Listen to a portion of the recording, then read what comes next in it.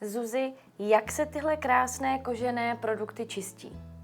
No, nielen čistí, ale musíš sa o to priebežne starať, to ti hneď ukážem.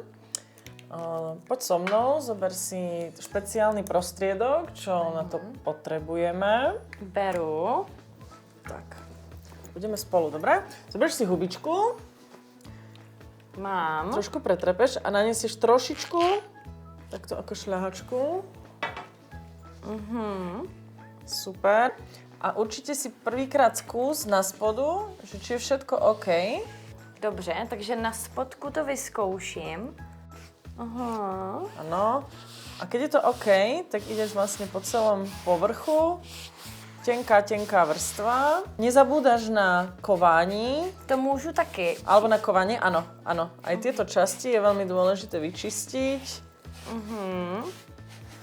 Po celom povrchu vlastne to musíš rozotrieť. Šlo by to udělat třeba kapesníkem papírovým?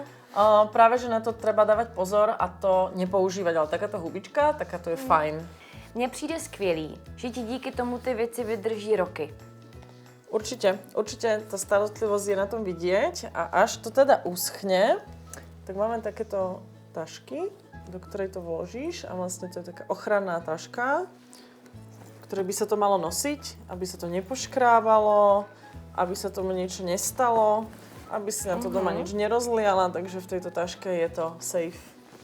Super, tak já ji tam dávám taky. Super. Tak to tu budú v bezpečí.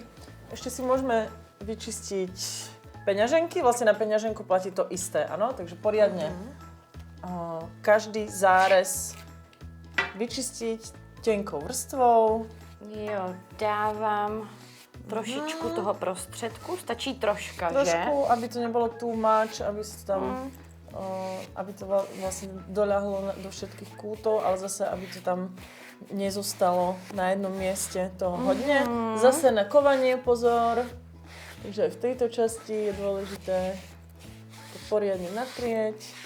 A samozrejme nezabúdame aj peňaženku otvoriť a aj tieto všetky časti krásne prejsť. To bych zapomněla, vidíš? Tak. Všetky časti okolo kovania, zase nezabudnúť. A až je to suché, nezabudnúť čo? Dát do pytlíku. Čo si?